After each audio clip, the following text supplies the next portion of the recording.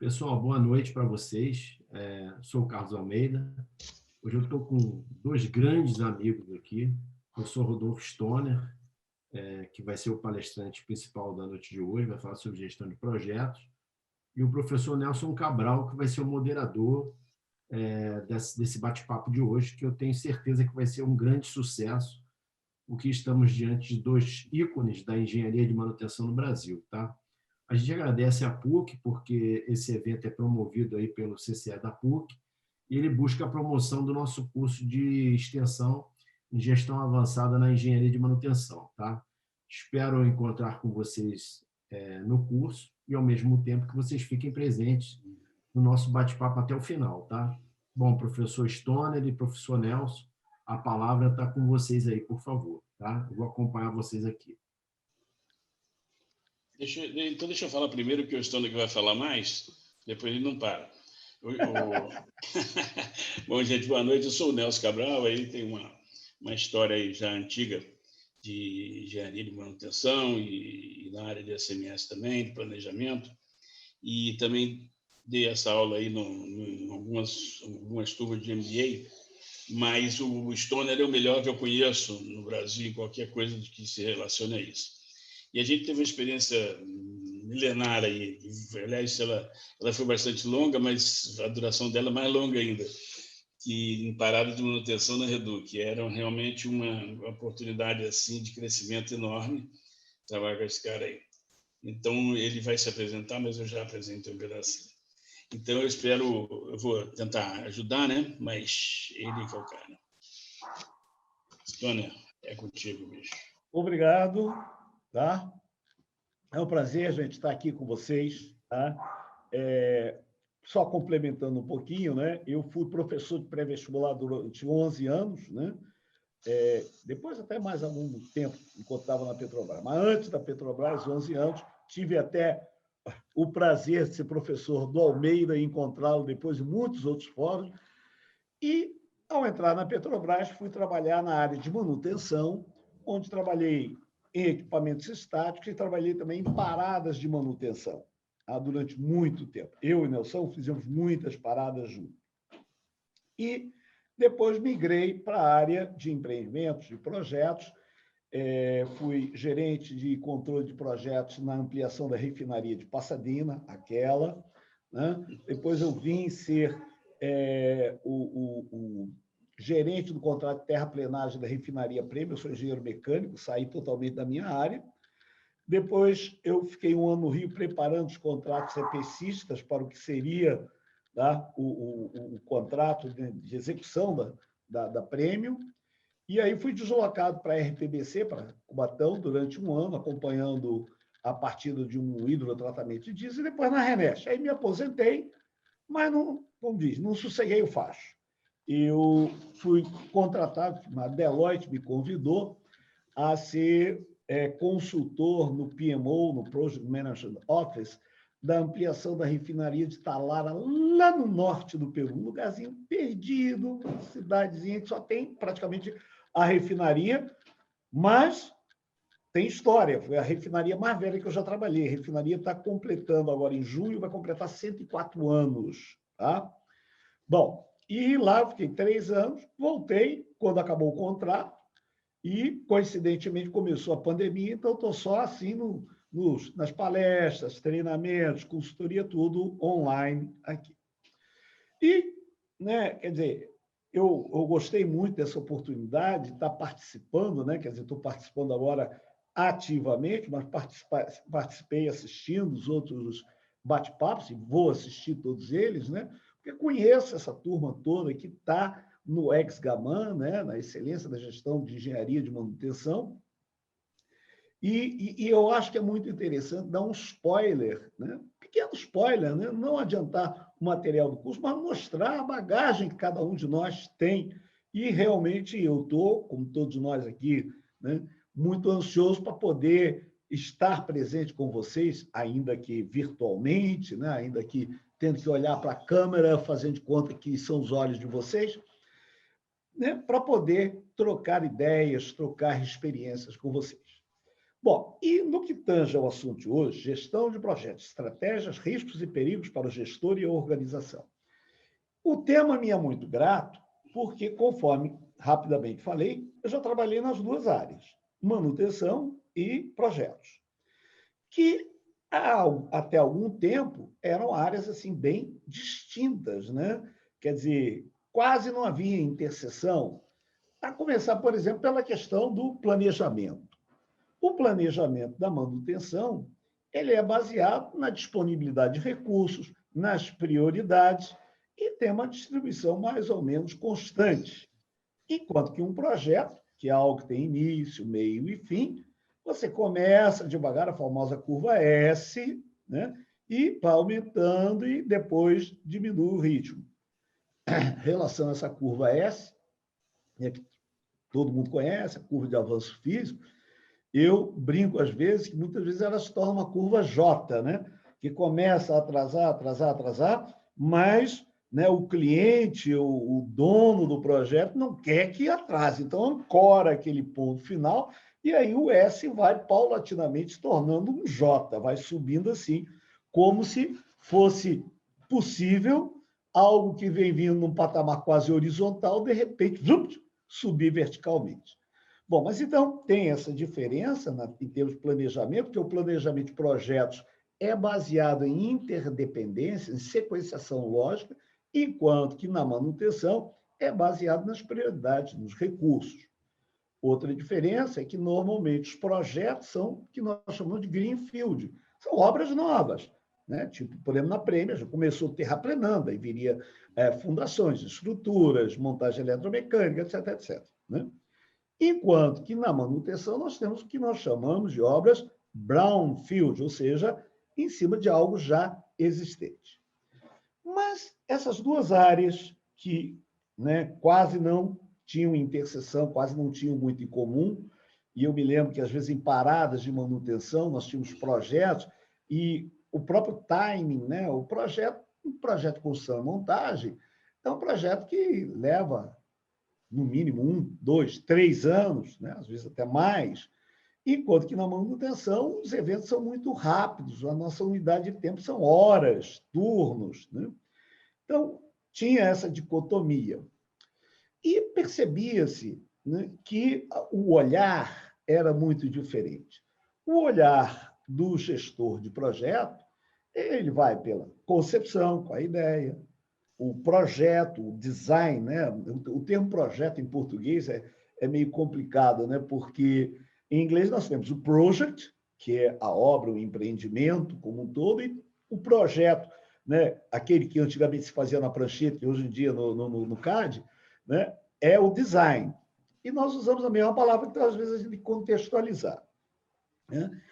Então, o gestor do projeto gestor de um projeto, de um empreendimento, de uma obra, vê a concepção, o projeto, a fabricação, a montagem, o comissionamento. E quando chega no comissionamento, ele já está até largando, porque o cara que trabalha no projeto, ele sabe que ele vai ser desmobilizado, já está buscando novas frentes. E o cara de manutenção tem um envolvimento mais constante, mais perene. E aí, muitas vezes, eu chamo isso aí do elo frágil da gestão de ativos. O cara do projeto está querendo ir embora, já na fase de comissionamento, e muitas vezes a manutenção não estava a bordo dessas fases do projeto. Então, fica um elo meio frágil. E a manutenção também, muitas vezes, tem o olho só na manutenção e operação. Na realidade, ambas visões, aos poucos, estão se modificando. Na questão de projeto, tinha muita questão do sucesso de um projeto. O que era, segundo os ditames lá do PMBOK Guide, né, que é a referência máxima, né, o PMBOK Guide, eu faço sempre PMBOK Guide, né, porque, ou guia PMBOK, porque, na realidade, muita gente fala PMBOK significa Project Management Body of Knowledge, ou seja, o corpo de conhecimento do gerenciamento de projetos. Né? É o estado da arte do gerenciamento de projetos. Então, é uma entidade abstrata. Agora, justamente, para não ser tão abstrata, foi traduzido, foi colocado em um guia que é a nossa referência em projetos. E segundo os ditames do PMBOK Guide, sucesso de um projeto era prazo, custo e escopo com qualidade. Só que, ao longo do tempo, percebeu-se que muitas vezes nós tínhamos projetos que eram um sucesso enquanto projetos, porém um fracasso enquanto ativos e vice-versa. Exemplos clássicos. Tá? A Opera House de Sydney foi um completo fracasso em termos de projeto. O orçamento estourou por mais de 8 vezes. O prazo de 4 anos passou para mais de 10. Fracasso completo. Porém, hoje em dia é considerado patrimônio mundial da humanidade pela Unesco, a partir de 2007. E, assim como quando você fala com um carioca, pergunta para um carioca, né, um estrangeiro aí, pergunta, e aí, como é que é o Rio? Você vai falar sobre, né, o Pão de Açúcar, Cristo Redentor, né, Ipanema, etc. O australiano fala do quê? O australiano fala da Opera House de Sydney, que é o cartão postal. Por outro lado, nós temos projetos que foram sucesso enquanto projetos e um fracasso enquanto ativos. Em 2008, foi construído um Terminal 5 do aeroporto de Heathrow, em Londres, que é, obviamente, um grande hub da aviação, né? Londres é uma das principais portas de entrada na Europa, né? E aí o aeroporto foi ampliado, criaram um novo terminal, Terminal 5, por onde seriam deslocados preferencialmente os voos internacionais, e o projeto cumpriu prazo, custo, escopo, etc. Porém, não houve uma boa interação com o pessoal da operação, o pessoal que ia operar aquele terminal. E, na primeira semana, houve mais de 300 voos atrasados, que não puderam aterrissar, tiveram que ir para Paris e outros aeroportos, ou seja, um completo fracasso enquanto ativo. Claro, depois acabou se acertando. Mas isso mostrou que, para ambos, a visão tem que mudar. Então, o gerente de projeto, atualmente, ele não olha apenas a fase que vai da concepção até o comissionamento. Tá? Ele vê todo o ciclo de vida do ativo, né? Incluindo o descomissionamento, que esse aí era um filho órfão. Era órfão da manutenção, era órfão de projetos e gerava passivos, né? Estamos começando a ter esse problema com as plataformas brasileiras, nem tanto, mas, por exemplo, no Peru, onde eu trabalhei, há inúmeras plataformas que pararam e estão largadas lá. Ficou lá aquele resto mortal lá e não foi descomissionado. Então, o descomissionamento era um órfão de pai e mãe, nem manutenção, nem projeto. Então, a visão do projeto começou a ir desde a concepção até o descomissionamento, assim como também a manutenção amplia o seu horizonte. Tanto amplia o seu horizonte que a própria Associação Brasileira de Manutenção, tá? Ela hoje em dia se chama Associação Brasileira de Manutenção e Gestão de Ativos. Mudou o nome, tá? Só não mudou, né, o acrônimo, que já era bem conhecido, e até porque se você for incluir gestão de ativos, ia ficar Abramanga, ia ser uma zona, né? Então, ficou Abraman, mas a descrição inclui, né, a gestão de ativos. Então, a manutenção passa a ter um leque maior. E, com isso aí, nós somos impelidos, instados a participar mais de fases que nós não participamos, até porque, muitas vezes, nós, da manutenção, estamos tão envolvidos em apagar incêndios no dia a dia, que, quando nos chamam para participar, né, do projeto na sua fase inicial, no design mesmo, para dar a nossa visão de manutenção, né, aumentar a manutenibilidade, nós muitas vezes estamos enrolados, não vamos lá. E aí, o que acontece? Projetos como, por exemplo, nós já vimos muitas vezes, de unidades, por exemplo, muito estreitas, muito apertadas, onde você não tem espaço, acessos para manutenção, onde você não tem como remover um feixe de permutador, porque tem uma coluna na frente, você tem que remover o permutador todo para depois sacar o feixe. Né? Então, falta aí, muitas vezes, envolvimento nosso para poder, porque o cara de design, de projeto, enquanto design, ele não tem essa visão da manutenção. E nós teríamos que estar lá. Aos poucos, isso vai mudando. E, dessa maneira, nós passamos, então, a ter, claro, não um alinhamento total, porque há diferenças, né, no trabalho da gestão de projeto e da gestão da manutenção, mas uma interseção maior. E isso é muito fundamental. Tá? Eu queria aproveitar o gancho, estou vendo aí meu amigo Macedo, tudo bem? Meu colega também de Reduc. Eu queria também comentar sobre o PMBOK Guide, né? Que eu ainda há pouco fiz referência.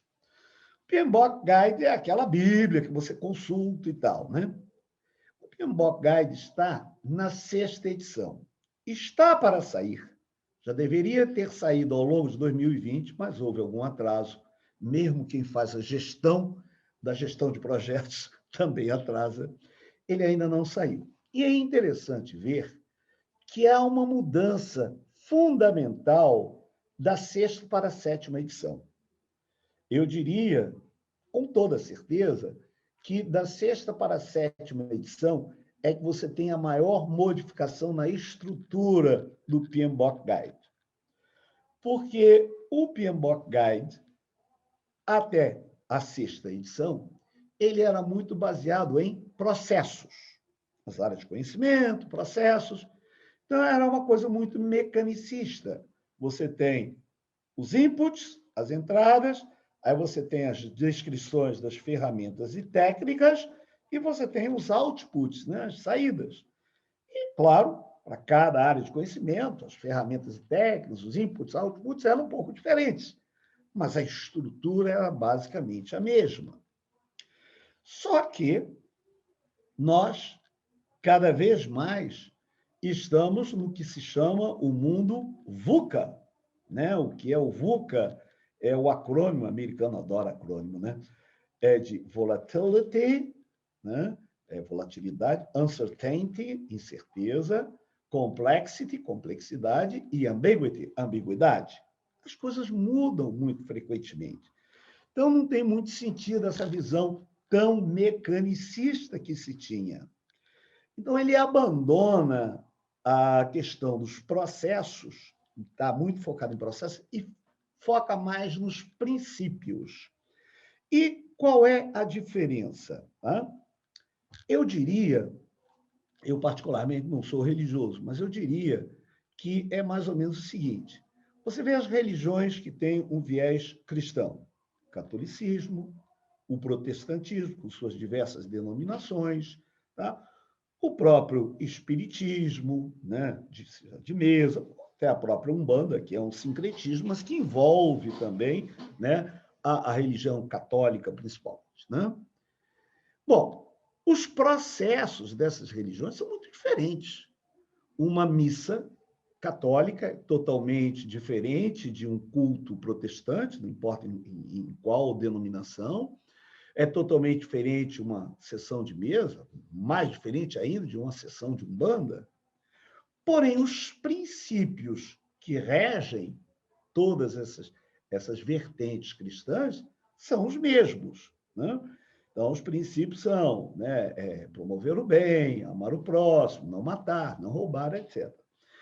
Então, o PMBOK Guide, ao dar-se conta, o PMI, ao dar-se conta de que o mundo está tão volátil, tão, né, mudando tão frequentemente, ele abandona aquele conceito de processo, né, e passa a abordar os princípios. Muito bem, com isso aí, o PMBOK Guide, que na 6ª edição muda um pouco de idioma para idioma, claro, mas em português tem praticamente 700 páginas, estima-se que ele vai ter umas 370 páginas em português. Ainda não foi liberada a versão, mas estima. Ou seja, uma redução de praticamente a metade. Porque agora não tem aquela questão de ficar colocando os processinhos. Isso aí atende ao mundo VUCA, né? A mobilidade que nós temos, mas, obviamente, também nos dá uma responsabilidade maior, porque a gente não tem aqueles roteirinhos previamente preparados para seguir, não tem o caminho das pedras para seguir, eu tenho orientações. Tá? Então, essa é uma mudança muito importante.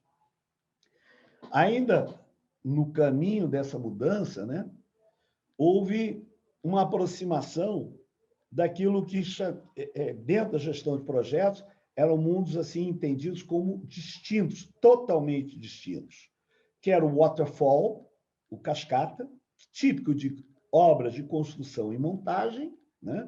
Que waterfall, porque a cachoeira segue um fluxo, você não muda esse fluxo. Daí o nome waterfall, né? Que é uma cascata, uma cachoeira. E os métodos ágeis, porque no ambiente da gestão de projetos tem um forte domínio da parte de construção e montagem e um outro forte domínio da parte de TI. E realmente, na parte de TI, né, os projetos não são waterfall. Você começa a desenvolver uma solução inovadora, uma solução de tecnologia, um novo software, alguma coisa assim, e a coisa não está muito delineada, amarrada desde o início até o final. Ao correr do processo de você desenvolver esse projeto, haverá modificações, de repente surgiu algo novo que vai afetar a maneira como você estava enfocando aquele seu processo. Então, a metodologia ágil obriga justamente a você estar sempre atento ao escopo, porque haverá mudanças no escopo.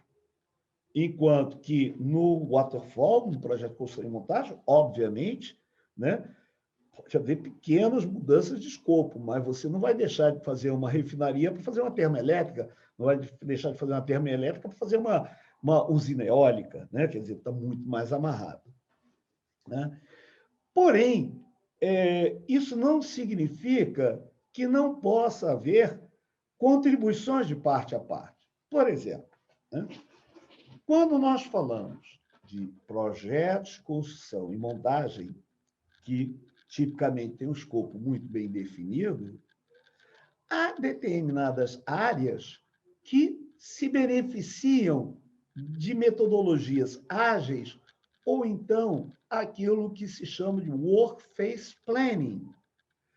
O work-phase planning é o planejamento na frente do trabalho.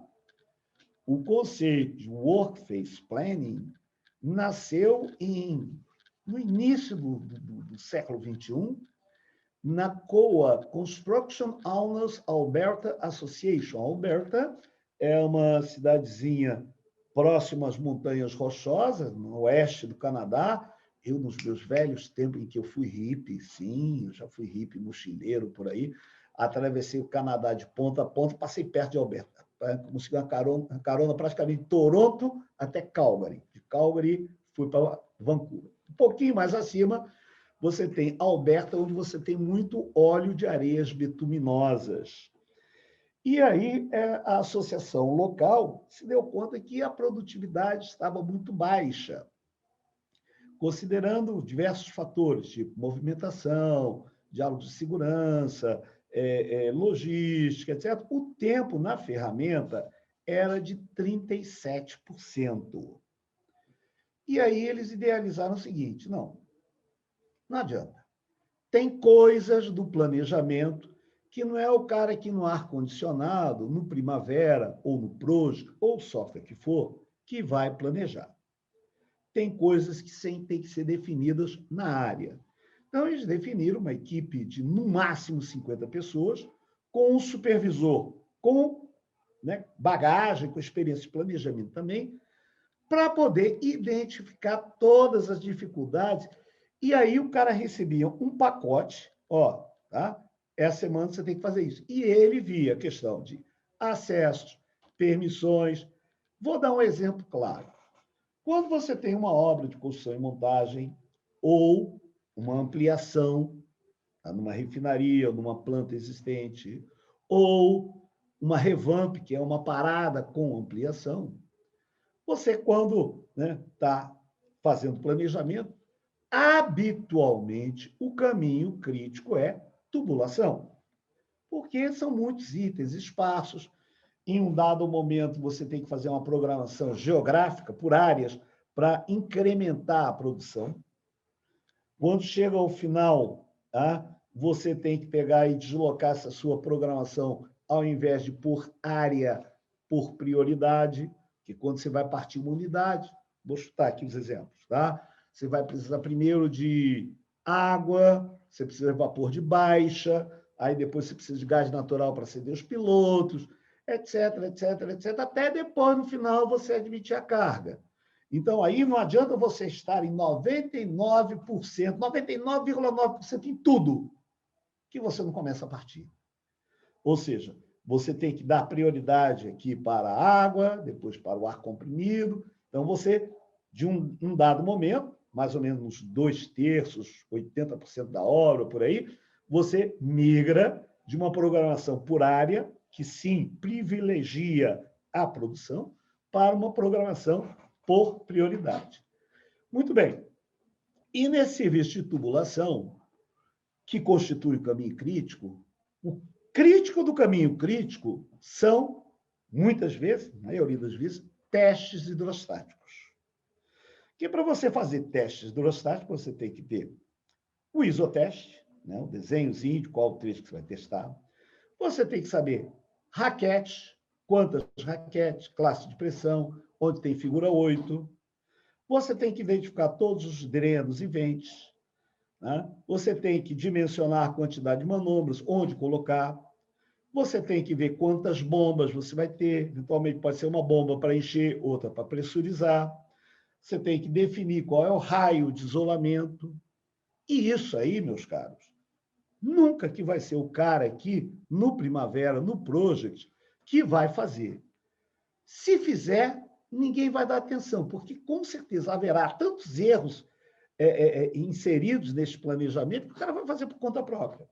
Então, certas coisas são pacotes que têm que ser entregues na mão de uma equipe, e esta equipe, sim, vai fazer o planejamento em detalhe. Essa ideia do Workphase Planning fez com que o tempo na ferramenta aumentasse de 37% para 47%. Talvez alguns aí digam, pô, mas ainda é muito pouco. Prestem atenção. Uma obra de manutenção, uma obra de construção e montagem, não é uma linha de montagem conforme o nosso Henry Ford preconizou, em que tempos e movimentos, quantidades são sincronizados de maneira a que cada colaborador tenha um aproveitamento de quase 100% do tempo, 100% do tempo produzindo. Outro lado da moeda que gera aquele famoso filme de Charlie Chaplin, Mas, enfim, nada a ver.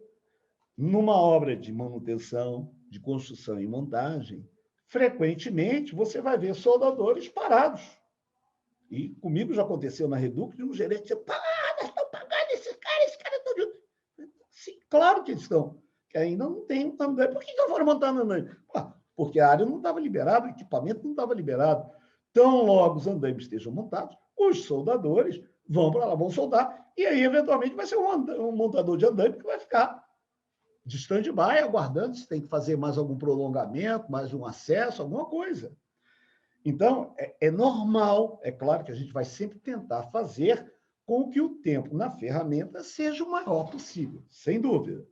Mas não vamos nunca imaginar que todas as especialidades, caldeireiro, encanador, mecânico, eletricista, montador de andaime, isolador, pintor, etc., tenham, numa obra de manutenção ou de construção e montagem, tenham 80%, 90% do tempo ocupado. Eles vão estar lá. Então, você evoluir de 37% para 47% é uma grande evolução. E esse conceito do Workphase Planning, ele migrou. Nós temos uma instituição que eu gosto muito, eu vou mencionar mais um pouco sobre ela daqui a pouco, é o CII, né? CII, Construction Industry Institute, Instituto da Indústria da Construção. Eu gosto muito dela porque o CII tem uma metodologia também similar à metodologia dos portões, a famosa metodologia FEL, do IPA, do Independent Project Analysis. Vou comentar um pouco sobre... Né? Mas a diferença é que a metodologia FEL, enquanto FEL, ela é muito interessante, é robusta, mas ela é quase que, digamos assim, uma propriedade do IPA. Ou seja, você tem que contratar o IPA para você conhecer, para você poder aplicar a metodologia dos portões no modelo FEL. O CII é uma instituição tripartite. Envolve a indústria, tá? Os clientes, os executantes, os empreiteiros, e a academia, tá? Os intelectuais, treinadores, consultores. E o CII, então, ele não é propriamente uma consultoria, ele é um instituto que congrega o conhecimento de todas essas frentes. Portanto, no CII, você entrando no CII, você consegue, né, no diretório, ver diversos procedimentos, softwares disponíveis e tal, a um preço, do ponto de vista corporativo, bastante acessível. Você tem, por exemplo, o paper sobre como aplicar a metodologia dos portões, inclusive pontuando os entregáveis em cada portão por $200, $300, que é uma mixaria do ponto de vista corporativo, né? Então, o CII tomou o Workplace Planning, foi ideia lá dos construtores de Alberta, e sistematizou isso aí, e hoje em dia já tem até certificação nessa área, que é o AWP, Advanced Work Packaging, né? Que surgiu daquela ideia inicial e eles deram uma roupagem mais robusta, incluindo as fases iniciais, passando pelo planejamento, Então, digamos assim, uma maneira de trabalhar bastante interessante, que é, digamos assim, um elo de ligação entre as metodologias ágeis, que incorporam rapidamente, facilmente as mudanças, e o waterfall, né, de construção e montagem, que são muito rígidos. Então, estabelece aí uma ponte. Então, é algo interessante. Nelson, algum comentário por enquanto? Almeida, está tudo tranquilo? Olha só, como de costume, você arrebenta. Eu vi que é. Não, isso aí é para todo mundo saber quem é você. Mas é que você tem um conhecimento mais erudito que eu conheço nessa área, e eu diria que você tem aqui essa parte que é a prática. Você não só conhece a teoria disso, como você praticou e viu os problemas de cada um. Como você fala no CII aí, é um negócio que chegou através de uma experiência, da vivência, que é onde você chegou até hoje com essa vivência. Mas eu queria só fazer uma perguntinha, levantar uma bola contigo aqui. É o seguinte, como você falou da participação da manutenção no projeto, aí vem toda essa história que você está falando, né? Mas eu estava lembrando de uma coisa. Quando eu estava fazendo avaliação de gestão de SMS da Petrobras, a gente ia para uma obra e uma das perguntas que fazia é o seguinte: você teve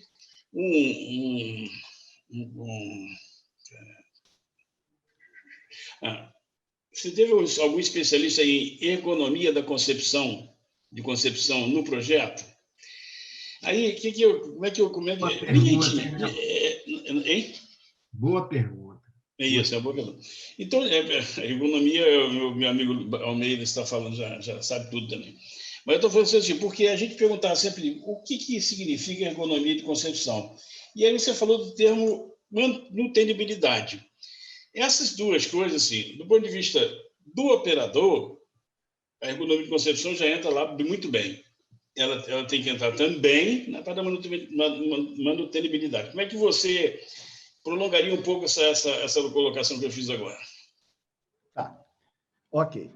Bom, eu acho, né, você provavelmente há de se lembrar, nós temos unidades, por exemplo, na Reduc. A Reduc é uma refinaria muito antiga e já tivemos projetos lá dos mais variantes, dos mais diversos, variados projetistas, né? E muitos desses projetistas, Foster Wheeler e outros aí, né? Eles preconizavam, digamos, unidades onde você transita normalmente. E aí você consegue, o operador, o mantenedor consegue acessar os pontos e tal. Por outro lado, nós temos, né, temos na Reduc a 2200, são duas caldeiras que foram projetadas pela Mitsubishi, né, que é japonesa. E o Japão, ao contrário de nós, ao contrário até dos americanos também, onde a questão de espaço não é tão crítico, o japonês, até culturalmente, mesmo que você dissesse, não, mas tem espaço, ele tem aquela tendência de fazer as coisas muito amarradinhas, né? E até do ponto de vista ergonômico, né? A altura média, o tamanho médio dos orientais, dos nipônicos, por exemplo, é menor, né, do que o nosso tamanho médio. Eu com 1,82 m, Nelson aí também, de grandes dimensões. Então, os serviços, né, a questão de acessibilidade, quando você vai fazer uma manutenção na 2200, tá, ou outras unidades, estou mencionando essa aí porque lá era marcante, né? Unidades que tinham sido projetadas sem esse viés de compactação e as unidades projetadas com este viés de compactação. Então, os acessos eram muito mais difíceis, né? Quer dizer, não quero sequer dizer que não fossem levados em conta os conceitos ergonômicos, mas os conceitos ergonômicos têm que estar afinados com, né, o público, ou seja, né, o tamanho médio, o desvio padrão das alturas aqui do público brasileiro é distinto deles. Então, aí, por exemplo, você tinha dificuldade de acesso, né? E em paradas nós vimos muito isso aí, né? Acessos, né? Como chegar num determinado ponto, como manusear uma determinada válvula. Então, isso aí são questões que realmente têm que ser pensadas também. E aí faz parte, né, a manutenção estar presente lá. Eu vou dar um exemplo, um outro exemplo ainda na Reduc, né, que foi onde trabalhei 20 anos. Né? Quando eu cheguei na Reduc, menos de um mês de Reduc, houve um evento lamentável. Nós temos uma unidade lá, a 1220, né, que ela trabalha com catalisador. Esse catalisador na parada, ele, né, tem que ser descartado, ele tem que ser levado para descoquear, né? Você espalha ele numa área assim para ele ir oxidando e você tem que espalhar porque é uma reação fortemente exotérmica. Se você fizer um montezinho assim, ele pega fogo, que não tem como o calor se dissipar. E você tem que fazer esse descarte, né, em ambiente inertizado. E a 1220 é uma unidade bem antiga.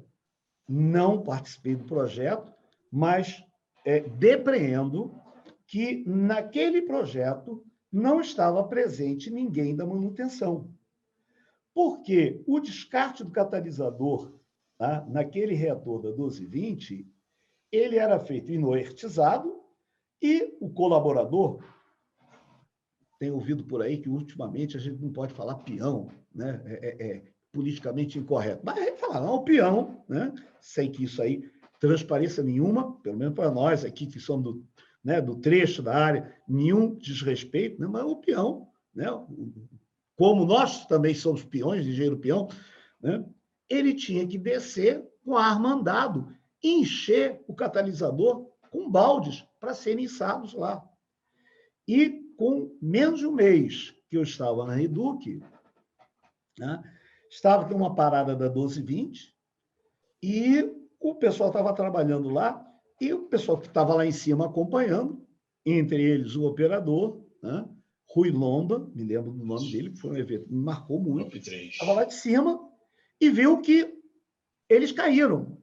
E aí, ato contínuo, ele foi, desceu com máscara de ar mandado, conseguiu amarrar um cara, puxaram, amarrou o outro, puxaram, só que ao puxarem o segundo e conseguiram salvar, quando você está içando o camarada, obviamente, o teu campo de visão do que está acontecendo lá embaixo fica muito restrito. E nesse segundo cara, que estava sendo salvo pela ação do operador, ao qual, postumamente, continuo sempre rendendo minha homenagem, ao Rui Lomba, tá? Não viram que a corda, de alguma maneira, se entrelaçou com a mangueira de ar e puxou. E os dois operários foram salvos, resgatados pelo Rui Lomba, mas ele faleceu. Bom, e onde é que eu quero chegar nisso aí? Caraca, meu! Não tem nexo você projetar um reator que vai trabalhar com um catalisador que se gasta, que tem que ser regenerado, e para isso tem que ser removido, você prevê que o troço tem que ser removido no balde. Tanto que os outros reatores que existem lá na Reduc tem, até o pessoal chama jocosamente de maminhas, né? As maminhas de descarte. Né? Como se fossem duas ou três tetinhas para você descartar. E aí você descarta dentro do saco plástico, nitrogênio e tal, com segurança. Então, esse aí, né, quer dizer, eu falei primeiro do projeto Mitsubishi, onde os percalços eram mais assim, em termos de realmente acessibilidade, mas você vê a importância da manutenção, porque você tem um cara de manutenção.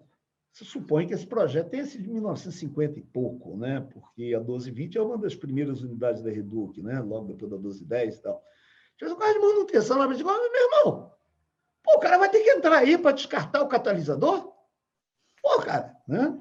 Então, todas essas coisas, né? Esses inputs, o cara de projeto, ele não tem essa visão. Tá? Simplesmente não vê, não vislumbra isso aí. Quem é de manutenção, sim. Um exemplo, talvez não... Diga, Almeida, levantou a mão. Almeida? Não pareceu Foi engano. Foi engano. Desculpa eu te interromper, que eu fui baixar a mãozinha. Tá. Eu acho que o Nelson, já é a segunda vez que ele toca essa questão da ergonomia de concepção, e eu falo para ele que isso é fantástico ele tocar, porque eu primeiro fiz o curso de pós-graduação em engenharia de manutenção, depois é que eu fui fazer a parte da formação em ergonomia. E eu falo para todo mundo que essas duas bases técnicas, né, ajudaram muito a mudança da minha forma de pensar a nossa atividade, né? Então, a primeira foi porque realmente, no curso que a gente fez, com certeza, sem sombra de dúvida, os melhores professores do Brasil em engenharia de manutenção estavam presentes. Então, eu consegui aprender muita coisa no curso. Eu era engenheiro civil, né? E tive a visão de elétrica, mecânica, isso tudo que vocês estão colocando aí na turma. E a dificuldade minha maior foi porque, como eu era engenheiro civil, eu era o único engenheiro civil da minha turma e o resto era todo mundo de Petrobras, Furnas, né? E aí tinha uma outra visão diferente da minha. Então, essa dificuldade de tentar assimilar as coisas que eram ditas por vocês no curso também me forçou a sair do conforto, né?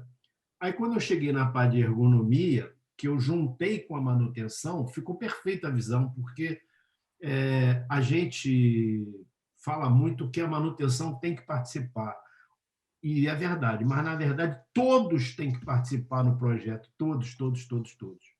Porque não participar, uma área de compras de um projeto, o pessoal lá da engenharia, não chamar o cara que executa é fatal.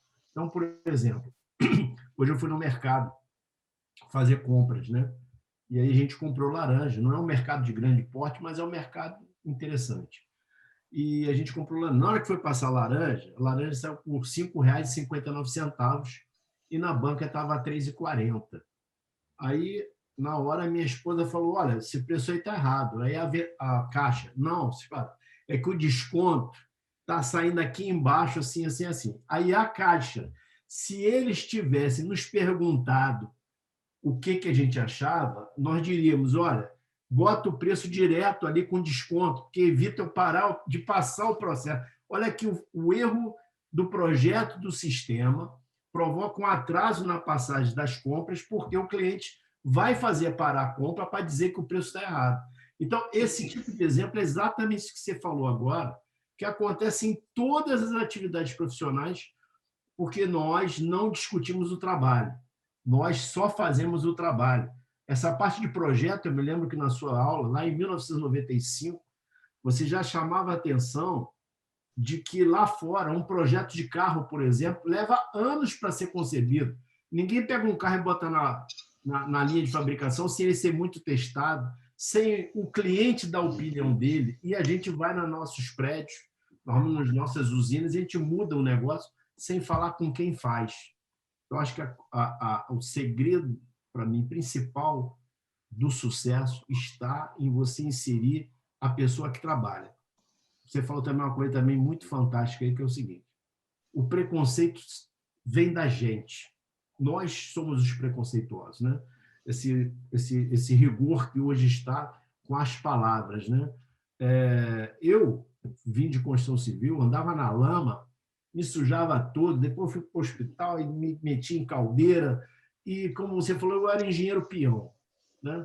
Isso não denigre em nada a minha atividade profissional, muito pelo contrário, né? Eu tinha orgulho. E já trabalhei em empresas que não podia falar que o cara era de chão de fábrica. Então, a pessoa, quando ela quer, ela perde a humildade, aquela sandália de dizer, eu estou aqui junto com a empresa. Não é o nome que eu vou levar lá que vai ser o melhor ou o pior, muito pelo contrário, é a união da equipe. Então, eu acho que o Nelson colocou a ergonomia de concepção, que é fantástico, é na hora que você repensa tudo da forma e com quem faz, e todas as áreas trabalhando em conjunto.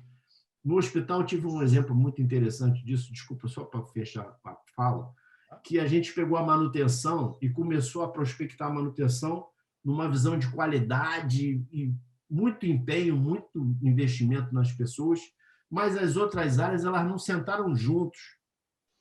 E tem gerente que perde o cargo porque as pessoas tiram o cara porque ele está fazendo muito sucesso. Então, eu aprendi nas minhas experiências do hospital que o sucesso tem que ser de todos.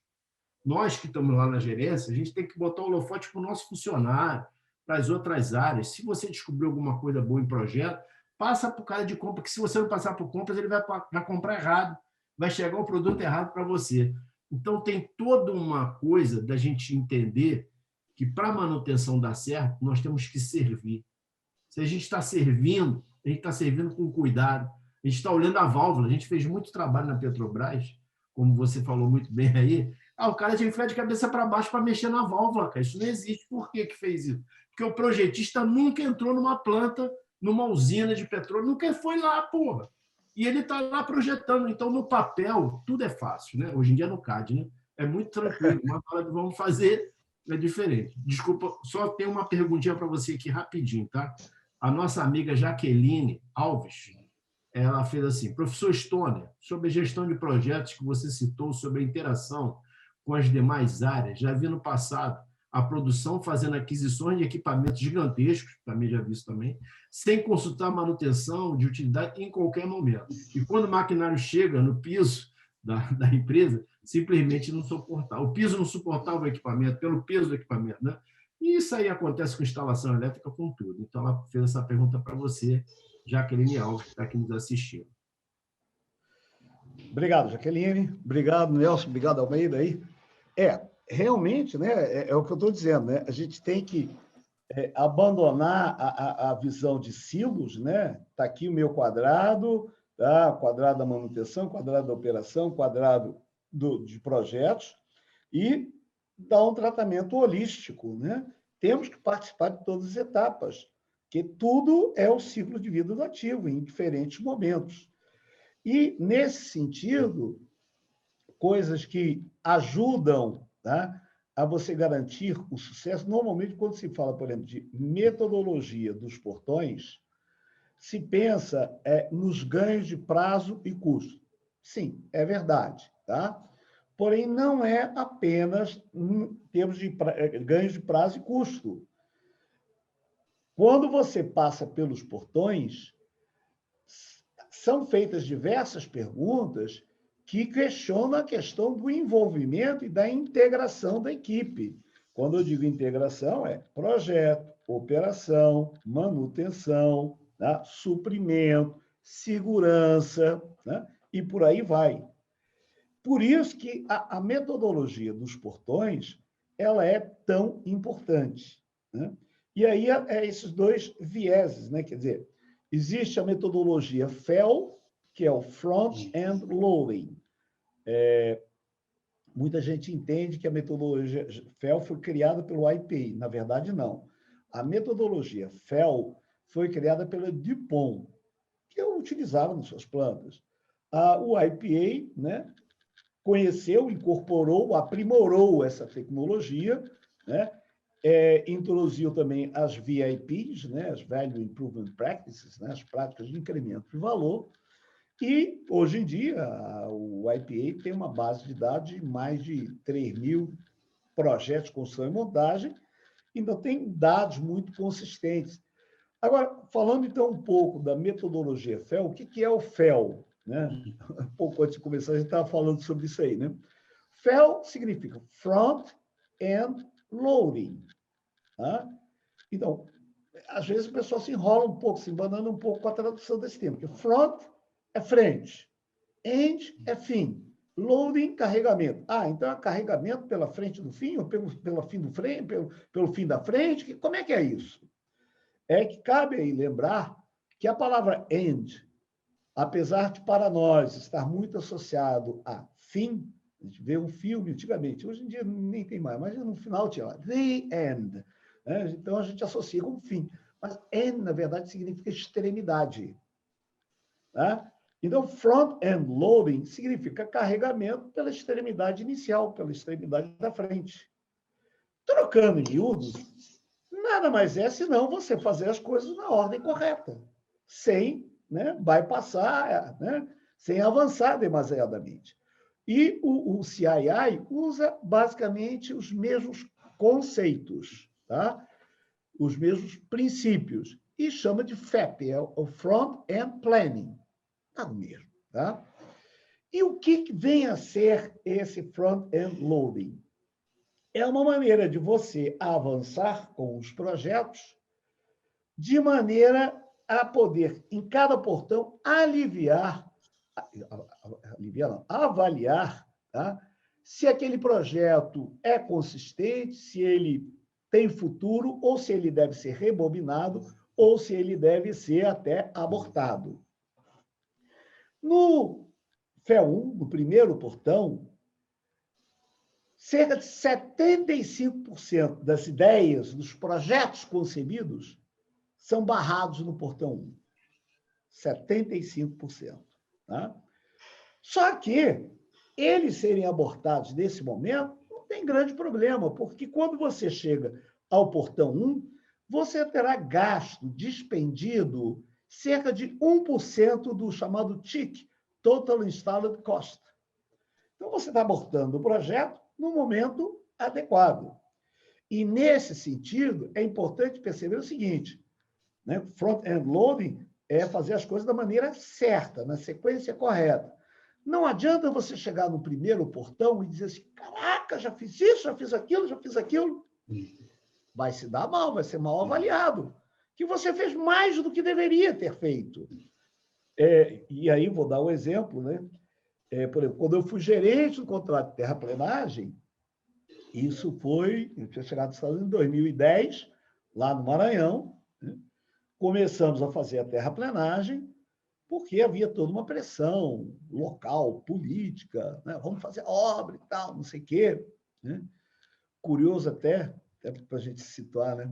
Muita dessa pressão política até buscava fazer com que nós não investíssemos muito em maquinário que pudesse ser feito manualmente, que era mais gente para fichar, era mais emprego para dar. Né? Levanta a poeira aí, que é para... Bom, então estamos lá.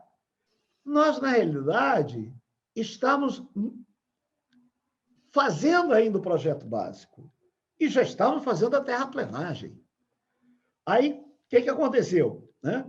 Houve uma revisão do projeto básico, e aí foi um grupo nosso para Houston, né?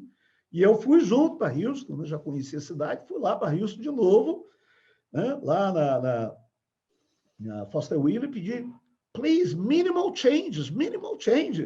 Não muda muito, não, porque, porra, já estou com 380 tratores lá, né? 400 e tantos caminhões basculantes, pô, fazendo a terraplenagem. Ou seja, obviamente, isso aí estava errado. E aí, não me furto a responder perguntas, entre aspas, incômodas. Você fala assim, porra, mas a Petrobras não usava a metodologia dos portões? Usava. Eu não podia bypassar, nem meu gerente, tá? Nem o gerente do empreendimento. Mas lá em cima, onde ditavam regras políticas, vai, começa a terraplanagem aí, tá? E fizeram, quer dizer, gastamos 700 milhões de reais numa terraplenagem que o mato hoje em dia tomou conta porque o projeto não foi à frente. Então, o front-end loading ou front-end planning, qual seja seguindo a metodologia IPA ou do CII, que no final produzem basicamente os mesmos resultados, consiste em você, nesse momento, portão 1, você tem que ter isso aqui. O que é a primeira fase? É identificação da oportunidade de negócio. Então, nesse primeiro portão, né? E nem no segundo, porque o segundo é projeto conceitual ainda. Então, não é para você, na segunda fase, já estar fazendo terraplenagem. Você ainda está em projeto conceitual. Obviamente, muita coisa vai ser mudada. Aí, dos 25% dos projetos que passaram no portão 1, quando chega no portão 2, metade deles ainda são embarreirados. Tá? Então, metade deles, 125, tá? São abortados, outros 125 passam para a fase seguinte. Porém, você seguindo a metodologia, esses que foram abortados no portão 2 terão gasto ainda despendido 4% do orçamento total. Então, ainda que sejam abortados, são abortados ainda numa fase inicial. E aí sim, quando você ingressa no portão, na fase 3, que é o projeto básico, chega lá no final, né? Vai ser avaliado, portão 3, é onde se autorizam as compras e contratações e se passa para a fase de detalhamento e execução, aí cerca de 95% dos projetos são aprovados. Ou seja, é uma maneira de você garantir a maturidade do projeto ao longo de sua execução. Né? E em cada um desses portões, conforme falei, você tem que ter as coisas corretas.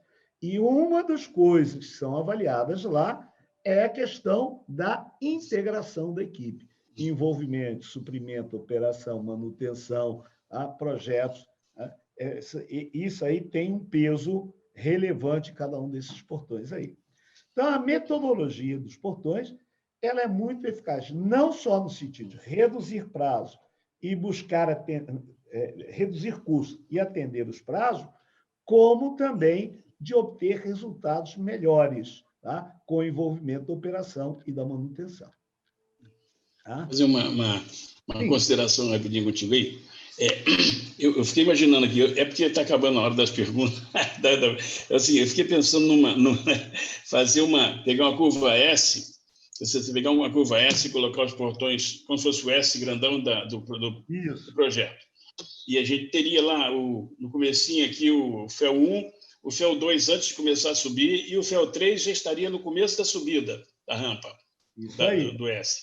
E lá em cima, quando você tem lá no meio, você pega o FEL 4, e lá em cima na curva, quando já começa a cair, já começa a não subir mais, seria já a parte de pré-operação e parte comissionamento. De comissionamento. Você podia colocar dentro da curva S, assim, essas quatro... exatamente. Né? As 4 ou 5... Nas fases iniciais, quando você aborta, você ainda não começou a subir, porque claramente a porção, a etapa que consome mais recursos e custos é a etapa de aquisição de equipamentos, materiais, contratação, que é justamente aquela fase ascendente, quando você vê a obra fervilhando de gente trabalhando e tal. Né? Quando chega nessa fase aí, né, tipo, por exemplo, Abortamos lá a Prêmio quando já tínhamos feito a terraplenagem. Tínhamos mais de 2.000 pessoas trabalhando lá. Nós movimentamos lá, eu conto isso porque eu fui ser gerente, mas eu era engenheiro mecânico, gerente da terraplenagem, né? Aí, eu lendo o contrato lá, eu vi que nós íamos entre corte e aterro, nós íamos movimentar 50 milhões de metros cúbicos. Eu falei, bom, 50 milhões parece um troço bastante grande, mas, tipo assim... Aí, comecei a me interessar pelo assunto e eu li alguns livros sobre o Canal do Panamá. Tá?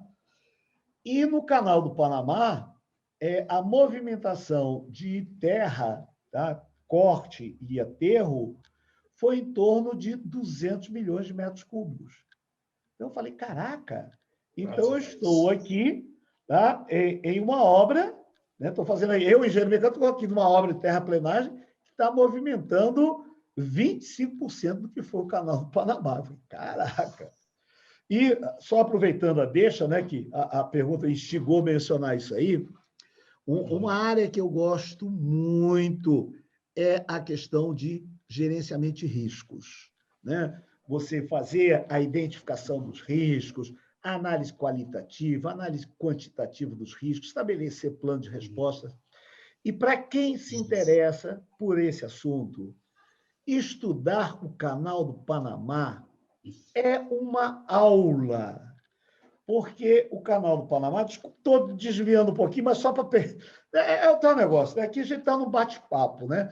Então, eu não estou aqui com minha sequência de PowerPoint aqui, vou perder e tal. A gente está conversando e as coisas vão aflorando. Então, o Canal do Panamá, ele começou a ser construído em 1860, 1870, tá?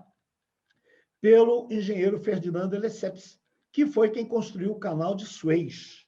Tá? E aí, ele era o bambambam, tinha feito o canal de Suez, que abreviou, né? Basta ver recentemente, quando o navio atravancou, o sufoco que foi aí, mundial, um monte de navio engarrafado, dando volta aqui na África e tal. Então, ele estava com a bola cheia. E foi lá ser gerente lá, foi, né, construir o canal do Panamá. E ele encontrou muitíssimos problemas, né? A questão dos pântanos, a questão das elevações, a questão até de que no canal de Suez as duas extremidades estavam no mesmo nível e entre Atlântico e Pacífico há um desnível que obriga a construção das eclusas. E houve lá muitos episódios, uma mortandade de operários devido à febre amarela e à malária. E malária, de onde vem o nome malária? Pois é porque tinha aqueles, né, aqueles pântanos, e os franceses achavam que a febre, a tal da que viria a ser a malária, vinha do mau ar dos pântanos. Le mal air. E aí virou malária. E aí ele, né, com a melhor das intenções, resolveu construir uns hospitais para tratar, uns hospitais bonitos, cheios de vegetação, cheios de laguinhos. Tinha um monte de laguinhos lá, que era o ideal para o mosquitinho se proliferar e tal. Então, foi um fracasso retumbante, respingou até num amigo dele, o engenheiro Auguste Eiffel, construtor da Torre Eiffel, também. O próprio Ferdinando de Lesseps não foi preso, porque já estava com 80 e blau de anos, aí quebraram o galho dele, deram prisão domiciliar, uma coisa assim, tá? Mas foi um fracasso. Aí o americano assumiu aquilo. Para o americano, aquilo era estratégico, porque o americano tem duas costas, né? Leste e oeste, e já tinham construído ferrovia, mas ferrovia é mais demorada, não, mas é limitada a carga. Então, seria interessante poder transportar por navios, mas só que para sair um navio de Nova York e tal, ia ter que chegar lá, né, no Estreito de Magalhães e subir para chegar aqui na Califórnia. Então, o americano tinha todo o interesse no Canal do Panamá. Tanto que o Panamá era parte da Colômbia e o americano, sempre preocupado com o bem-estar dos povos, ele promoveu a independência do Panamá, que era para poder construir o canal. E quem era o Roosevelt, que era o presidente na época, ele tomou aquilo com tal importância, com tal denodo, que criou até um slogan, que era um palíndromo. Não sei se todos sabem o que é um palíndromo. Palíndromo é uma palavra que você lê de frente para trás igual. Arara, por exemplo. Mas isso é trivial. Ele criou o seguinte palíndromo: a man, a plan, a canal, Panamá. Se você ler ao contrário, é a mesma coisa. E aí ele, né, demitiu uns 3 gerentes, que eram generais dele, né, até que achou um que acertou e conseguiu construir essa obra, de fato, portentosa. Mas isso tudo veio a ver só porque eu falei dos 50 milhões de metros cúbicos lá, né, que nós fizemos a terraplanagem e que se perdeu. Né? Por quê? Já vou responder, mãozinha levantar. Se perdeu por quê? Porque foi feito quando não deveria ter sido feito, quando não estava ainda na época de obras físicas. Diga, Almeida. Boa noite para todos. Temos uma pergunta aqui do Franklin Nonato. Franklin Nonato, sim. Gente boa demais ele. Sim, claro. Claro. Diz aqui o seguinte: vejo muitos falarem que projetos de engenharia de manutenção são atividades mais simples e não necessitam de aplicar as ferramentas de gestão de projetos ou qualquer outras metodologias, né? Ele está dizendo que ele não concorda com isso, com essa coisa de dizer que a manutenção não precisa ter as ferramentas. Até porque eu acho que quem não usa se dá mal. Mas gostaria que os mestres dessem uma pequena pincelada com suas opiniões e orientações do método adequado, com o tipo e tamanho do projeto, visto que todo projeto deve ter gestão, com certeza. Fala aí, Nelson. Eu tinha anotado um negócio para falar com o Stone aqui, mas eu acho que eu não estou aparecendo. É o seguinte, eu fico olhando assim, a gente começa a aula de gerenciamento de projetos dizendo assim, processo não tem início, meio e fim, processo é contínuo, e projeto tem início, meio e fim. Aí você chega numa parada, a parada tem início, meio e fim. E a manutenção contínua, ela não tem assim como marcado início, meio e fim. Mas, quando a gente olha para os benefícios de uma boa gestão de projeto, a gente tem que colocar a manutenção como sendo um projeto de continuidade, um projeto de manutenção. Quer dizer, você só tira a porcaria do início e do fim, porque o meio existe. Então, eu acho que todas as áreas de conhecimento do PMBOK, por exemplo, você pode pegar do princípio ao fim e você usar dentro de um processo, como é o processo contínuo de engenharia de manutenção. Então, primeiro que eu acho que ele não é simples, como dizer assim, né? Simplificar é piorar, né? Eu acho que ele tem assim, o grande mérito, que é manter o ativo operando, que sendo o ativo não gera recursos, todo. Então, eu acho que aplicar a metodologia de gerenciamento de projetos aproximada para gerenciamento de processos, você chega muito perto do que o Frank está falando. Não é simples, é bem complicado. Hoje em dia, a gente já tem lá a engenharia de manutenção assessorando. Na Reduc tinha lá uma engenharia de manutenção muito forte.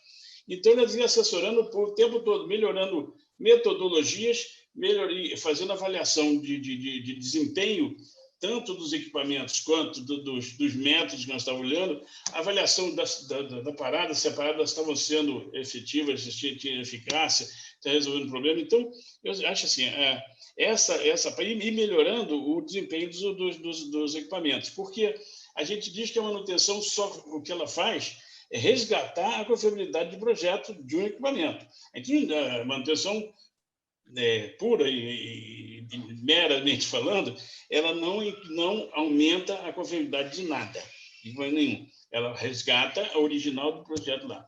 Só que, ao longo do tempo, a gente vai conhecendo o equipamento e vai pensando em soluções para melhorar a eficiência dele, melhorar a produtividade e outras coisas parecidas com isso. E aí você faz modificações. Aí você fala, mas aí não vale. Claro que vale. A engenharia de manutenção, nós continuamos sendo manutenção, só que nós estamos exatamente fazendo análise crítica e propondo melhorias. Talvez, com essa abordagem de gerenciamento de projetos, a gente vai olhar para aquela coisa toda do gerenciamento especialmente gerenciamento de risco, né, Tony, que você falou agora há pouquinho, como o gerenciamento do escopo, que aí qual é o escopo, e daí vai. Então, eu pessoalmente acho que a gente separar muito assim, dizendo só serve para projeto, não. É só você olhar como você quer olhar. Você começou a apresentação falando de conceito, que eu acho que é muito mais importante do que ferramenta. Isso eu já falei na palestra passada. Então, quer dizer, quando você conceitua legal, você consegue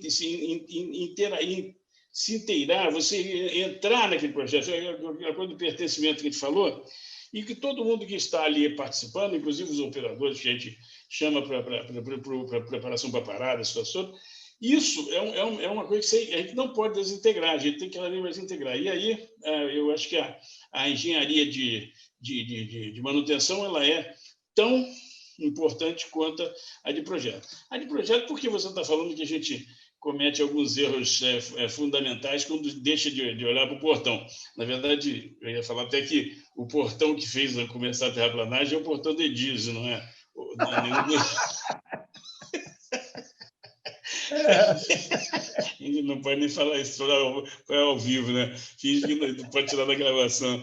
Mas aí eu acho que é nessa maneira. Eu acho, o que você acha, Tony? Assim, tentando responder a pergunta do Franklin lá, que, aliás, é o nosso brilhante aluno e apresentador também atualmente. Claro, claro. Não, eu adorei essa pergunta do Franklin, porque me dá ensejo de abordar um tema que ultimamente está muito em voga. Em 1999, um gerente de projetos da IBM, chamado Dave Snowden, ele idealizou um ambiente que ele chamou, se escreve, quando se lê, Cynefin, mas que se pronuncia Cynefin, né? Que é algo que está bastante em voga aí, né? A palavra Cynefin, segundo ele, Mr. Snowden, que é um galês, ou seja, do país de Gales, não um gaulês, né? E é uma palavra galesa, né, que significa habitat, ambiente. E aí, esse ambiente que ele criou, ele chamou de Cynefin. Eu acho até que não tem muito a ver, eu acho que ele queria mais, sabe, levantar um pouco a bola lá do país de Gales. Mas, enfim, o ambiente Cynefin, ele divide em quadrantes. O primeiro quadrante, inicialmente ele chamou de simples, depois ele mudou para claro, porque aí todos os quadrantes ficavam com a letra C, como nós vamos ver, é onde predominam as melhores práticas, onde todos os efeitos das causas são conhecidos, né? Então, são as atividades rotineiras, habituais. Uma cozinheira fazendo o arroz, um soldador soldando um tubo de aço carbono, um encanador engaixetando uma válvula. É o ambiente das melhores práticas, né? Onde as pessoas sabem, não precisa basicamente ensinar, porque elas já estão treinadas e elas sabem que, se fizer dessa maneira, terão esse efeito. O próximo quadrante do ambiente Cynefin, ele já chama de complicado. E, segundo ele, é lá que estão a maior parte das atividades de manutenção. E é onde ele chama o ambiente das boas práticas. Isso, às vezes, suscita certas dúvidas. Mas, o claro tem melhores práticas, o complicado são só boas práticas? Por quê? Porque, enquanto no ambiente claro a relação de causa e efeito é muito bem delineada, né? No ambiente complicado, ainda existe essa clara relação de causa e efeito, mas ela é um pouco mais difusa. Já, eventualmente, requer não apenas o executante, mas um engenheiro, um supervisor e tal. Por isso, ele diz que nesse quadrante se situam a maior parte das práticas de manutenção. Porém, eu colocaria a engenharia de manutenção no próximo quadrante, que é o quadrante complexo. Qual é a diferença do quadrante complexo para o quadrante complicado? É que no complicado, você tem as relações de causa e efeito, mas elas são um pouco difusas. Tipo assim, essa causa pode gerar esses efeitos aqui. Enquanto no quadrante complexo, é onde você só consegue ver a causa e o efeito na retrospectiva. Ou seja, é um ambiente onde você tem que fazer fortes simulações para você ver, né, o que pode gerar. E aí, né, a engenharia de manutenção, hoje em dia, já dispõe de modelos matemáticos computadorizados de poder fazer análises mais complexas. Então, eu situaria, né, a manutenção, quer dizer, em termos de práticas de manutenção, né, a execução no quadrante claro, digamos assim, a atividade de manutenção, de uma forma geral, no quadrante complicado, mas a engenharia de manutenção, buscando vislumbrar tudo que possa acontecer nesse quadrante complexo, onde causa e efeito muitas vezes só são detectados a posteriori ou através de simulação. E o outro quadrante é o quadrante caótico, onde você não enxerga a relação entre causa e efeito. Você não consegue visualizar. E é onde muitas coisas nesse mundo VUCA, hoje em dia, estão inseridos, né? Quer dizer, você sequer tem tempo de fazer uma simulação, porque as coisas estão mudando muito celeremente. E aí o exemplo que o Mr. Snowden dá é que, por exemplo, nos quadrantes anteriores, vale muito o velho e bom PDCA, Plan, Do, Check, Act. Né? Vamos rodar o PDCA. E nesse quadrante caótico, em que nós muitas vezes vivemos, a manutenção eu diria que nem tanto, mas o mundo como um todo, né? Com pandemias, com mudanças de modelos de negócio e tal, ele está muito nesse ambiente caótico. E aí não temos tempo de fazer rodar o PDCA.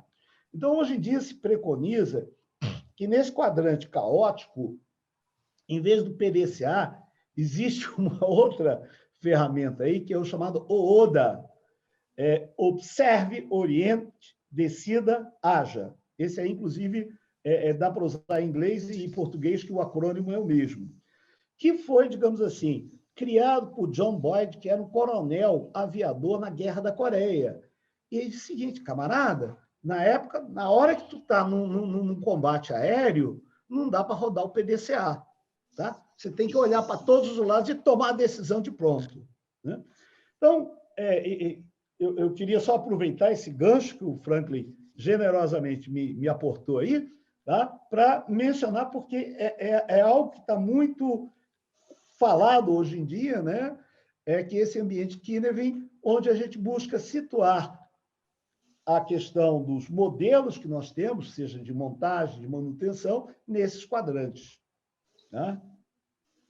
Então, eu achei uma abordagem interessante. Eu só não concordo com o nome Kinevin, que eu acho que não tem nada a ver com o habitat lá do país de Gales e tal, mas é um modelo que eu reputo interessante de a gente entender a crescente complexidade das nossas atividades de gestão de uma maneira geral. Boa. É isso mesmo. Mais uma perguntinha aqui. Mais uma perguntinha. Tem um colega que eu não sei qual é direito o nome dele, que ele não colocou, está como Fanas_000. Ele fez uma pergunta que é para vocês, mas eu vou me permitir responder pela minha isenção, porque eu não sou da empresa. Ele colocou aqui o seguinte: como esses papas de gestão de projeto na Petrobras, como ela não atende a prazo e custos? Eu acho, o Fanas_000, que não é cabível, porque, na verdade, a Petrobras não são duas pessoas. A Petrobras tem talvez uma centena de milhares de funcionários e, como o próprio professor Stoner já falou ali, existem questões mais elevadas do que a própria técnica de trabalho ou os portões da gestão de projetos, que são a parte política que a gente não vai entrar aqui no curso, nem na palestra, porque não cabe. Então, talvez a sua pergunta se responda por ela mesma, na fala do professor Stoner, tá? Então, a segunda pergunta que ele fez, que eu vou passar para vocês, é o seguinte. O Fanas_000 pergunta o seguinte: são pilares da gestão de projeto o prazo, custo, escopo, segurança e qualidade, sendo que muitas vezes a qualidade é impactada quando os demais começam a sair dos valores previstos, né? Como vocês cuidam para que isso não ocorra? desculpa, fazendo uma boa gestão de projeto, mas eu vou passar a resposta para vocês. Por favor, como é que a gente faz para isso aí não ocorrer? Esses desvios. Também já foi respondido, mas podem, por favor, responder. Bom, Almeida, se você me permite, eu vou responder as duas sem entrar no viés político. Tá bom, obrigado. O que acontece é o seguinte, a Petrobras tem um manual de procedimentos de implantação de empreendimentos. E esse manual descreve claramente as etapas que devem ser seguidas e tal. Só que não adianta você ter uma ferramenta excelente se as pessoas não utilizarem. Nós, enquanto escalão intermediário de gestão, conhecíamos e seguimos aquele procedimento. Eu não posso bypassá-lo. Eu não podia. Tá? Mas, se vem uma ordem lá de cima, vai. Tá? Ele é o cara que criou, que implementou o procedimento. Se ele diz para bypassar, a gente acaba fazendo. E aí, o que acontece? Né? Note, mais uma vez, sem entrar em nenhum viés político. Se você, por exemplo, se muda para uma cidade nova, tá? Você for para Salvador, por exemplo, digamos que é daqui do Rio, você quer colocar seus filhos numa boa escola, certamente você vai dar uma olhada, você vai encontrar 6, 7, 8 escolas, quiçá. Da mesma forma, quando você vai colocar na rua um convite para um contrato de centenas de milhões de dólares, você sabe que haverá 6, 7, 8 empresas, tá? Que vão poder executar isso aí. São as empresas que você vai chamar. Ainda que, formalmente, no convite, você não informe a nenhuma das licitantes quem são as outras, eles sabem. Tá? Eles sabem. Tá? Assim como o exemplo do colégio, eu vou falar num colégio, sei lá, em São Paulo, Dante Alighieri, não vai ser o coleginho Zé das Couve lá que vai competir com ele. Tá? Então, eles se conhecem. E aí, o que acontece? Aí, sim, ocorre entre eles a manipulação. Até porque, quando você antecipa, digamos que você quero comprar uma casa, quero ter uma casa no Recreio, aqui no Rio. Bom, na identificação da oportunidade, você vai dizer, bom, eu vou gastar, sei lá, de 700 mil a 1,5 milhão, ou a 2 milhões.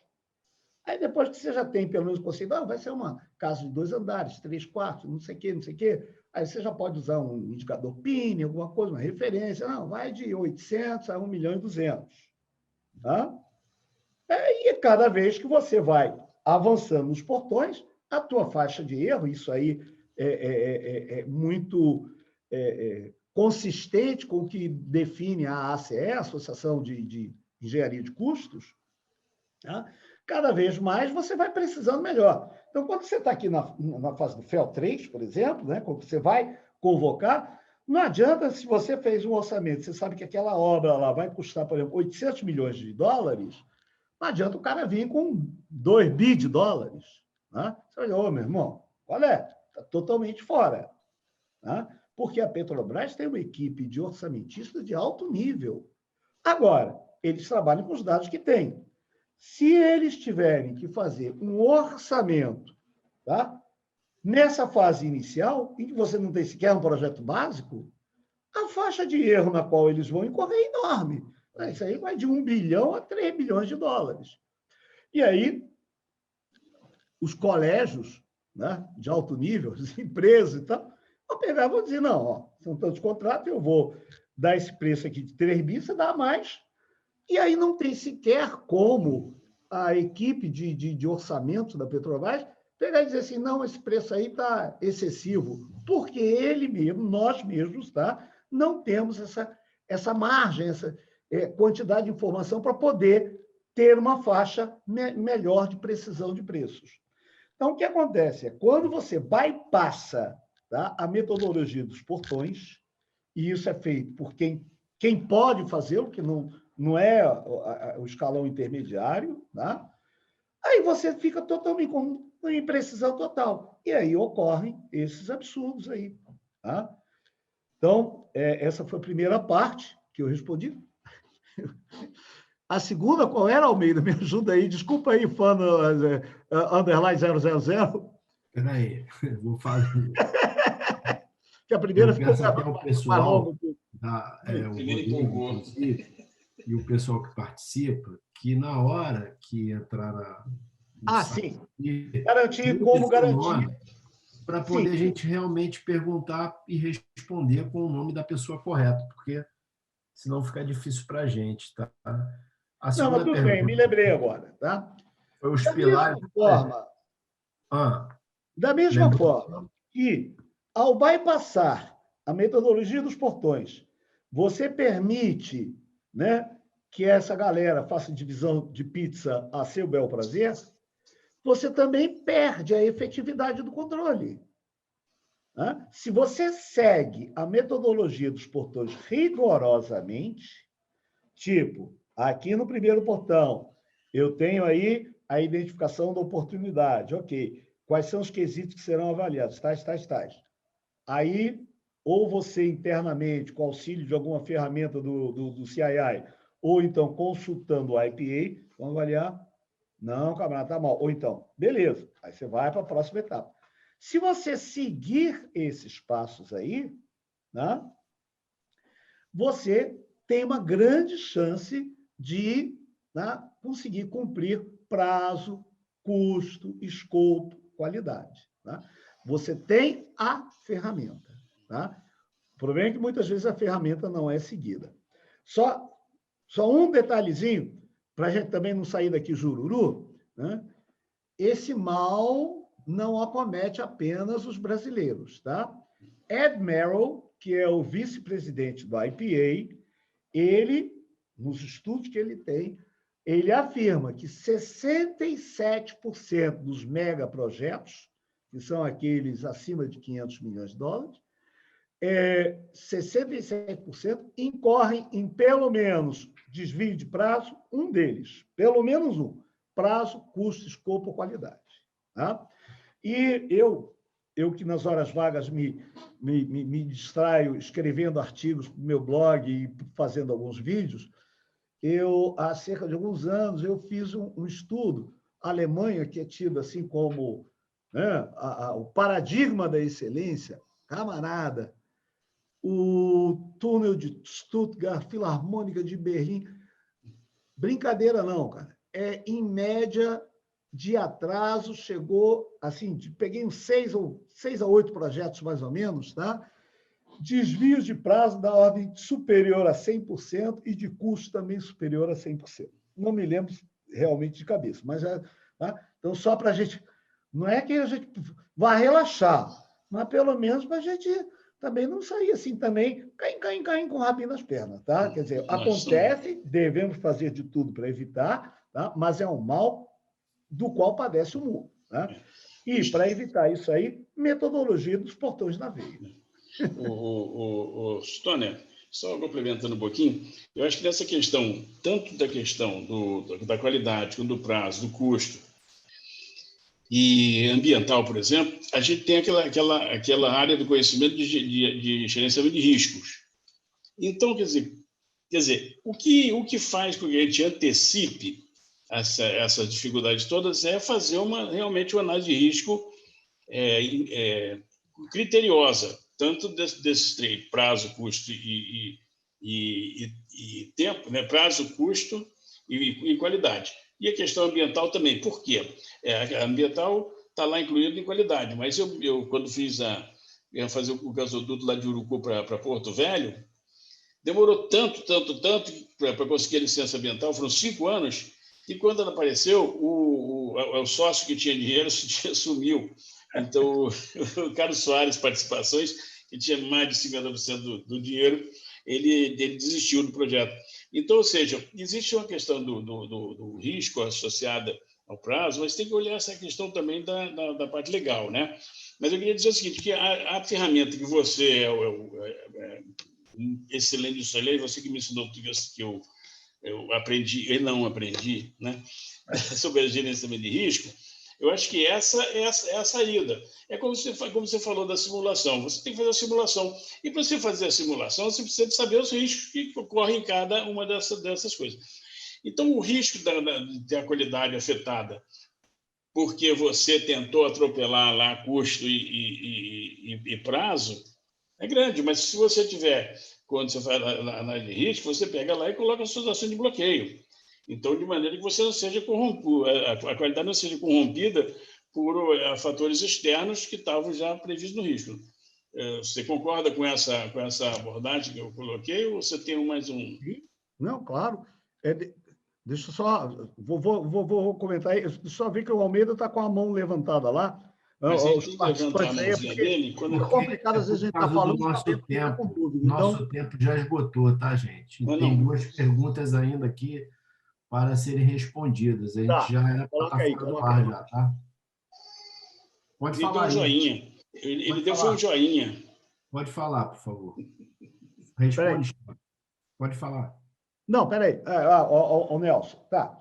Olha, essa questão de risco, ela é fundamental. Quando a gente, por exemplo, faz um cronograma, a tendência nossa é usar o tempo determinístico. Quanto tempo leva para fazer isso? Aí você pergunta, tá tanto tempo. O cara que te dá esse tempo, ou você mesmo, você está baseado na moda, no valor mais frequente. Uhum. Só que, tá, o tempo probabilístico, se você joga um Monte Carlo no Primavera, no Projo e tal, aí você consegue ter o P50, P80, P90. O que é um P90? É aquele prazo que tem 90% de probabilidade de ser executado em até aquele prazo. E aí um dado que eu queria agregar para conhecimento de todos, conhecimento e reflexão. Em megaprojetos, o prazo determinístico, aquele que é os prazos, vai somando os prazos e tal, nos caminhos, o prazo determinístico tem menos de 5% de probabilidade de ocorrer. Então, em megaprojetos, é fundamental você analisar os riscos, tá? Você faz... Agora, também, você tem que pegar, e para fazer o Monte Carlo, você tem que arbitrar o mais otimista, o mais pessimista, né? E o mais frequente, e aí ele vai fazer a simulação entre esses extremos. Não vale também pegar e botar um pessimista exagerado só para você ter uma folga, tá? Tem que ser realmente, não, no pior dos casos é tal prazo, no melhor dos casos é tal, e deixar fazer a simulação. E só mais uma coisa. Quando você faz só a avaliação de prazo, muitas vezes você não visualiza a variação, a variabilidade de custo. O ideal, e o PROS, que eu acho que não tem, mas o Primavera te permite isso aí, fazer o que se chama, que a NASA lançou isso, o JCL, Joint Confidence Level, que você simula não apenas os prazos, mas também os custos. E aí você gera uma nuvem de pontos, e nessa nuvem de pontos você escolhe, eu quero P90 por prazo, quero P80 por custo. E aí ele faz a contagem dos pontos que estão naquele quadrante, tá? E te dá. Mas é complicado, não é um Excelzinho, não. A gente que escolhe o erro aceitável, né? Exatamente, né? O que eu quero, né? Tá? P80, P90. Pessoal, Almeida, que mais gente, tem de pergunta aí? Vocês me desculpem, né? Mas é que eu vou me empolgando aí, vou falando aí. Não, eu acho que o objetivo da gente, até porque não é uma aula, é um bate-papo, eu acho que ele foi plenamente cumprido. A gente, acho que esse daí foi um excelente bate-papo, até porque foi um negócio muito franco, muito aberto. A gente fez perguntas no meio, acho que esse modelo que foi gerado hoje foi muito bom. Todo mundo teve a oportunidade de conversar e eu acho que o mais importante foi que o bate-papo foi muito melhor do que uma aula normal, né, com PowerPoint e tudo, porque a gente conseguiu inserir diversas outras visões no processo do Nelson, Su, e até eu entrei no meio da conversa também. E eu acho que o grande ganho é esse, tá? Eu acho que hoje foi um dia primoroso. A gente estava preocupado com outras situações externas, mas eu acho que foi sensacional. A gente só tem 2 perguntas aqui que eu vou responder rapidamente, me desculpa quem perguntou. O João Mosquinho está perguntando aqui, como conviver com tantas metodologias, conceitos, novas palavras, hoje na área de gestão de projetos, sem perder a customização? João, tem que estudar muito, João, e tem que ter muito foco. Se você não estiver se atualizando, se você não estiver focado naquilo que você está fazendo, você vai se perder. Como a gente estava discutindo hoje, antes de começar o bate-papo, o pessoal vem com novos conceitos, né, que dizem que isso aqui é um novo conceito. É igual aquela história, natureza, nada se cria, tudo se copia, o cara bota mais uma vírgula e falou que inventou um novo procedimento. Então, eu acho que tem que entrar, tem que aprofundar. Você vê o exemplo aí do professor Stoner, que ele, para resolver um problema do trabalho, ele foi lá estudar o Canal do Panamá e lá ele encontrou a solução do problema. Então, hoje, a gente não pode mais ficar preso, tem que abrir, sair da caixinha, né? Tem que abrir, tem que correr atrás. E a outra, não sei se depois vou deixar você completar, do Frederico, ele deu boa noite a todos, agradeceu, e ele está numa situação real de trabalho, de projeto, e está perguntando o que vocês indicam em termos de ter um bom controle como gestor de projetos, uma engenharia do proprietário, que pertence à empresa investidora. Eu responderia o seguinte, Frederico, essa metodologia que o professor Stoner e o professor Nelson Cabral apresentaram hoje, para mim, tal qual manutenção, é um investimento, né? Eu tenho certeza que se você convencer a esse proprietário que você está gerenciando o projeto dele, a obra dele, de que se ele entrar com essas ferramentas que foram apresentadas hoje aqui de uma forma muito experimental, lúdica, né? Você vai ter sucesso no seu trabalho e ele vai ter um grande recurso financeiro economizado ao final do serviço. Pior de não investir é ele saber no final que a obra dele foi um gargalo que jogou pelo ralo lá um monte de dinheiro, né? Então, eu acho que a gente, cada vez mais, se a gente quer melhorar, a gente tem que estar atuando com a técnica ao nosso lado, contextualizando essa técnica naquele ambiente que a gente está usando, porque não adianta você entrar com uma ferramenta muito poderosa num negócio pequeno, tem que ser adequado o que você usa, como o Nelson falou, você pode adequar essa gestão de projetos lá no sistema de gestão que seja mais próximo da sua realidade, tá? Mas eu estou feliz, quero passar essas 2 perguntas para vocês dois, para a gente poder fechar aqui hoje a nossa atividade com chave de ouro, tá? Obrigado a vocês dois, que são os professores queridos que eu tanto amo na minha vida, tá? Obrigado. No coração. Bom, nós também te amamos. Olha só uma questão que o Mosquini colocou, o negócio de conviver com tantas variações e tantos modismos e nomes diferentes. Eu fui examinador do PNQ, então o conceito que eu tinha é o seguinte, tinha as perguntas, eram muito objetivas e tal, eu falava assim, mas aí o pessoal, então esse aqui, o cara tinha isso, não tinha isso, rapaz, olha só. Você tem que saber o que está o conceito, né? Então você tem que trabalhar com o conceito, com a percepção do que é realmente aquilo ali. As palavras e as perguntas, elas são uma maneira, um modelo de você se comunicar. Mas a essência, você tem que ir na essência. Tinha um legislador famoso, Evaristo de Moraes, desse aí, que dizia o seguinte: como você julga um processo? Ele falou assim: eu tento me colocar para descobrir o que estava na cabeça do legislador quando ele inventou aquela lei. Então, a mesma coisa vale para isso aí. A gente tem que procurar ir lá na essência. Quando o cara mudou essas palavras aqui, ele estava só botando uma maquiagem, uma fantasia, ou querendo melhorar a aparência do troço, ou ele estava realmente mexendo no conceito. Porque o que interessa mesmo é a essência. Então, eu acho que o grande cuidado para não se deixar levar por modismos e outra maneira de colocar as coisas é que você tem que estar na essência. O que é realmente a base, o coração, o cerne daquilo ali. É só para eu colocar essa coisinha que eu acho que é importante isso. Como que eu já vivi esse negócio em algumas oportunidades na minha vida e eu achei que eu sempre eu tenho que manter o conceito, tem que manter a essência firme, porque você não pode ficar tomando vento de tudo quanto é lado, senão você não chega no seu destino. Perfeito. Correto. Bom, antes de mais nada, eu queria agradecer aí o Mosquin, né? Eu faço parte de muitos grupos de WhatsApp dos quais ele participa, da Abraplan, gerenciamento de projetos e tal, e o Mosquin é sempre um instigador, um provocador, né, coloca assim, final de semana, coloca, ou na segunda-feira, qualquer dia, coloca provocações para o grupo, suscita altas discussões.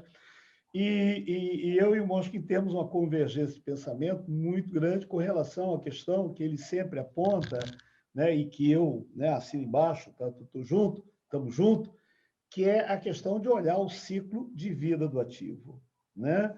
O ciclo de vida do ativo, a inserção desse ativo no planejamento estratégico.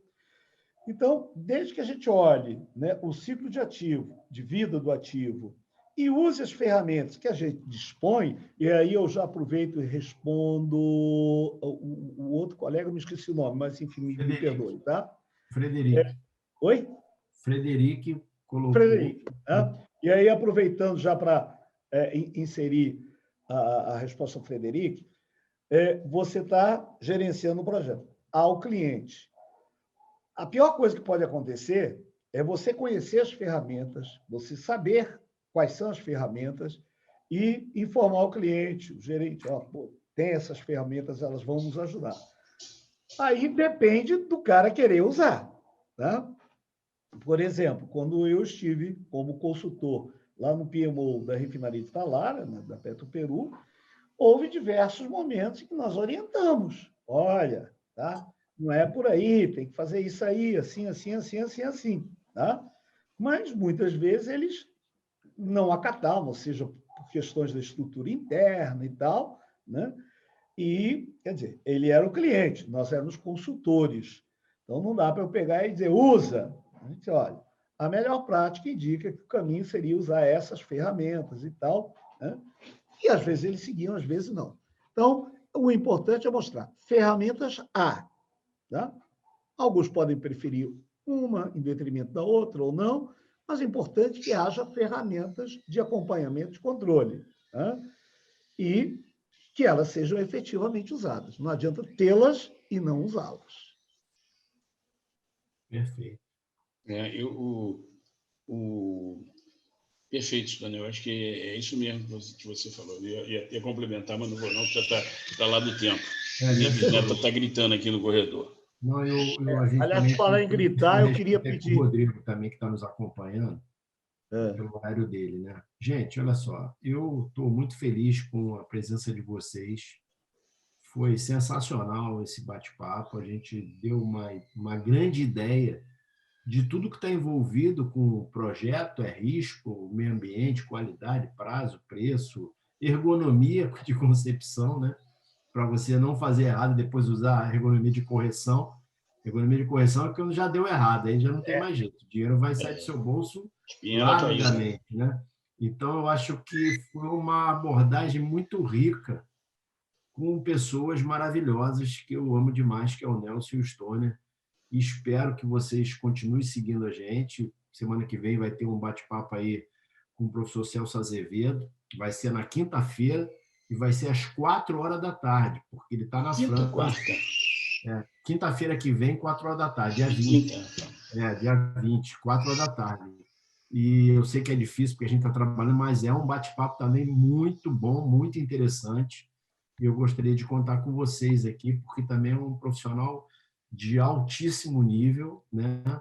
E que estará presente no nosso curso também, e depois no futuro, se Deus quiser, na pós-graduação, né? Então, gente... Só uma coisinha, eu queria fazer uma propaganda aqui do Celso Azevedo. Que dia que está previsto mesmo, bicho? Dia 20, quinta-feira, às 4h. Dia 20, eu estou aqui no dia 13. Dia 20, quinta-feira. Olha, é só uma coisinha, que a questão do Celso Azevedo, eu já vi muita gente falar, e nego falar de norma, não sei o quê, tem que contribuir para nós e tal. Mas o Celso, ele é o seguinte, ele conhece tudo do que existe de gestão de ativos, desde que essa palavra foi usada a primeira vez.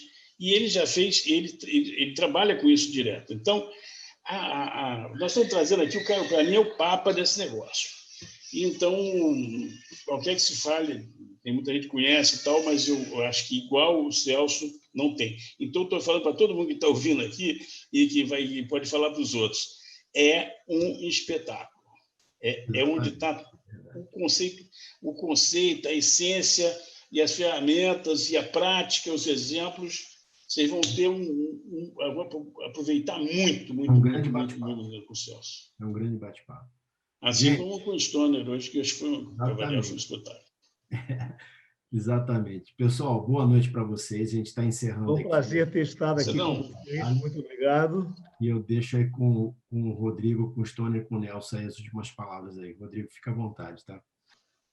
Tchau, tchau. Tchau, tchau.